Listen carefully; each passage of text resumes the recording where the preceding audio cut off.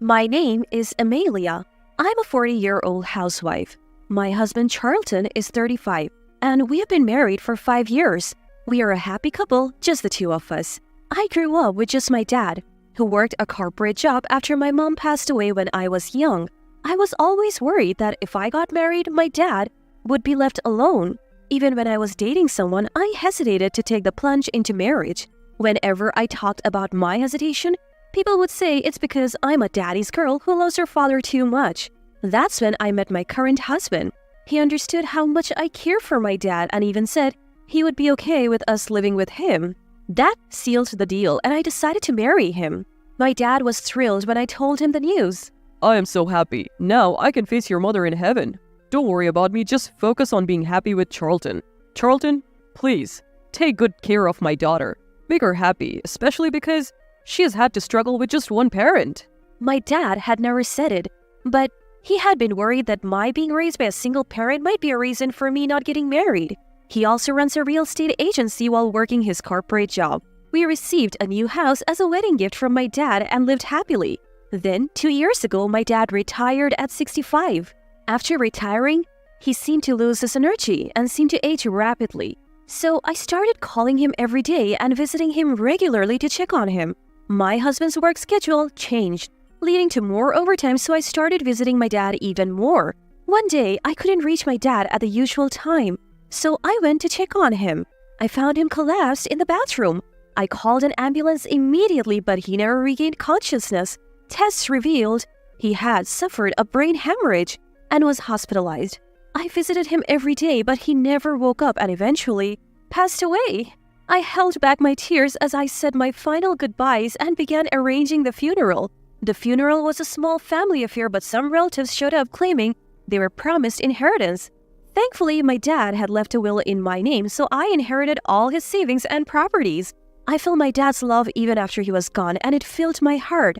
I had no idea that more challenges were yet to come. My husband's family is generally sensible, but there is one sister-in-law who's terrible with money.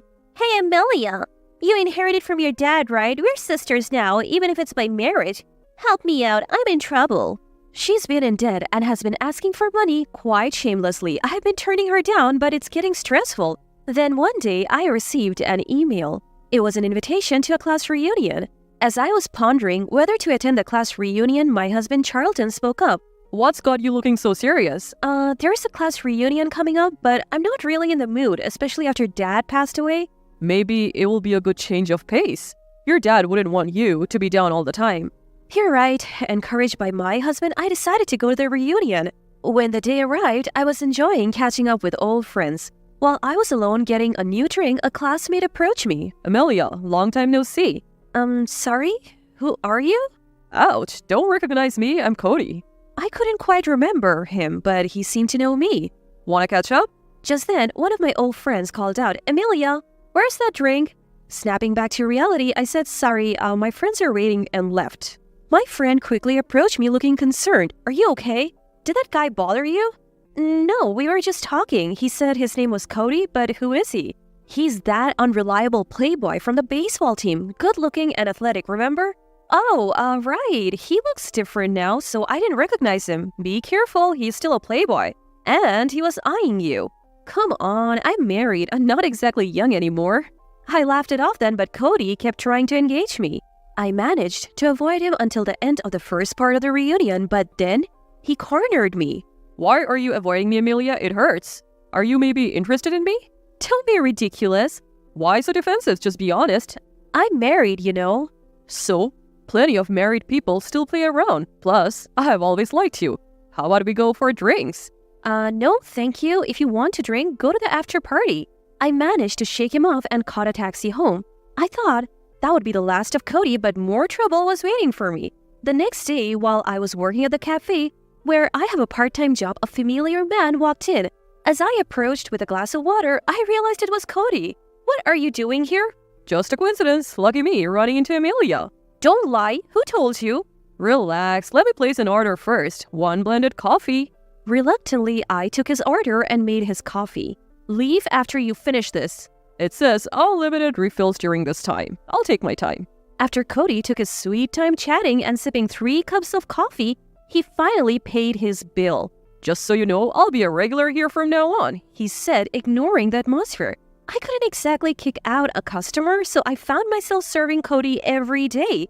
I tried talking to my manager, but without any real harm done, there was nothing they could do.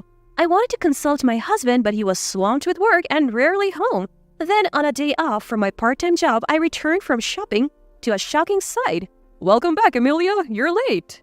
Cody was at my house. How did you find out where I live? Who knows? Maybe we're just fated to be together? Stop being creepy and leave. Why not ditch your workaholic husband and be with me? I'll treat you right. Cody tried to put his arm around me. A chill ran down my spine and I had had enough. I pushed him away. Days later, my sister-in-law visited while my husband was home. We need to talk, they both said, looking serious. You have been acting strange since the reunion. You're seeing another man, aren't you? What are you talking about? Don't play dumb. We have evidence. Sister-in-law flipped over the envelope she was holding. Out spilled a bunch of photos of me hanging out with a guy named Cody. Pictures from a recent reunion, some from my workplace, and even one where Cody had his arm around me in front of my house. The photos were cleverly taken to look like we were having secret meetings. If you only saw these, you would think I was cheating for sure. This is irrefutable evidence. We're getting a divorce and you owe me $50,000. Pay up all at once. My husband and sister-in-law were smirking. It was clear they were trying to frame me for cheating. I decided to play along. Fine, if you insist on a divorce, let's do it. Don't worry about the settlement or alimony. I'll handle it all properly. At my words, my husband and sister-in-law exchanged triumphant glances. But I had no intention of letting them off the hook. From here on out, I will push both of you into hell. Oh, by the way, the inheritance I got from my dad isn't part of the marital assets. What? My husband and sister-in-law were stunned. My husband was the first to come to his senses. Why not? Money earned after marriage is supposed to be split evenly. True, for money we have earned while married. But inheritance from my deceased parents isn't something we acquired together, so it's not part of the settlement. Didn't know that, did you? Too bad for you. What? How do I know all this? Cody told me everything. Turns out I had consulted the police the day Cody showed up at my house. Cody got scared after worrying from the police and spilled the beans the next day. I'm really sorry. My coworker just asked me to seduce Amelia, that's all. Cody deeply apologized and spilled everything he knew. Turns out Cody was a junior colleague of my sister-in-law at work. My sister-in-law had heard about a reunion from her husband and said, Cody, you went to school with my sister-in-law, right? Set a honey trap for her. If my brother and his wife divorce, we'll get some money from the settlement. I'll give you a cut if it works. Cody got manipulated by sister-in-law and started getting close to me, while they took photos to document it. They were trying to blackmail me with these fabricated proofs of infidelity. Oh, wait a minute. You're saying I set this guy up? How can you prove it without any evidence? Sister-in-law denied it. I have evidence. Take a look at this. I showed them my phone screen. I had saved the text exchanges between Cody and sister-in-law and separately the text between sister-in-law and my husband. The text read, I was so surprised to bump into you in front of the hotel. Me too. Keep my girlfriend a secret. Of course. You keep quiet about the guy I was with too. Deal. Your girlfriend is stunning. How did you meet her? She is a co-worker in my department. We met after a transfer. I'm so happy after being with her every day.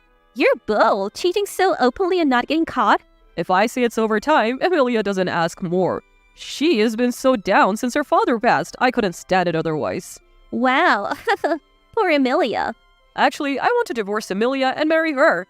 I have an idea. Let's make it look like Amelia cheated. Even if she doesn't fall for the honey trap, we'll have the photos and evidence. We can get compensation and a share of the inheritance. Both my husband and sister-in-law panicked after seeing the saved text. How did you get this? Charlton, what does her mean? Sister-in-law, you're engaged and you're cheating too? You think I would cheat just because you are? Give me that phone. Delete it now. My husband tried to snatch the phone from my hand. Oops, my hand slipped. I narrowly managed to forward the screenshots of the text exchanges to someone. My husband looked at the phone screen he had just snatched from me, his face drained of color. You've got to be kidding. Dad? Hurry up, long press the image and cancel the message. Both were panicking, but in the meantime, my father-in-law had already read the message. Realizing that I had accidentally forwarded the SMS screenshots to father-in-law, my husband and sister-in-law turned pale. Soon after, my phone rang. It was father-in-law. Charlton, you messed up, so you answer it. No way, that was your idea, sis. You take responsibility. My husband and sister-in-law were pushing my phone back and forth. Finally, sister-in-law said, "You deal with it," and handed me back the phone. I answered and explained everything to father-in-law. That night, a family meeting was called at my in-laws' house. As expected, my husband and sister-in-law got an earful. "You both cheated and tried to frame an innocent woman? Shame on you." We owe a lot to Amelia's father. How dare you betray that trust? My usually calm mother-in-law looked disgusted and father-in-law was furious. Turns out, my dad and father-in-law had a long-standing business relationship and my dad had helped father-in-law in times of need. Father-in-law turned to me and bowed deeply. I'm so sorry for my foolish daughter and son. I don't know how to apologize. After that, I decided to seek compensation from sister-in-law, my husband, and Cody through a lawyer. Despite the pending divorce and compensation, my husband packed his bags and left, going off the grid. I had a private investigator look into it and found out he had run off to his mistress's house. I was dumbfounded. I sent documents demanding compensation for adultery to both their workplaces. As a result, my husband and his cheating partner were in a bad position within the company, and my husband was relegated to another department. This led to my husband being demoted and his mistress, who was part-time, getting fired. While investigating my husband, I also had sister-in-law's affairs looked into. Turns out, she had not one, but two lovers. I informed her fiancé and my in-laws and sent them the evidence. Naturally, sister-in-law's engagement was called off and she was also sued for compensation. Afterwards, my husband and sister-in-law turned to their parents for help, but they refused and cut ties. They never thought their plan to frame me for cheating would backfire like this. Thanks to my lawyer, the divorce went through smoothly. While I felt relief, I also realized I was now alone, especially since my dad had passed away. I thought I would be lonely, but thanks to my supportive friends and my former in-laws, who had been incredibly kind, I'm doing surprisingly well. Every now and then, my ex-husband reaches out. His messages are either about wanting to get back together, saying things like, "You're the only one for me," or asking for loans. I ignore them and send screenshots to father-in-law each time. My ex gets scolded by father-in-law again. Does he not have a learning function in his brain? Maybe he doesn't have a brain at all. Since then, Cody has stopped showing up at the cafe where I work. Now that I'm divorced and don't have to worry about anything, I have decided to work there as a full-time employee. Moving forward, I plan to manage the inheritance my dad left me while working harder than ever.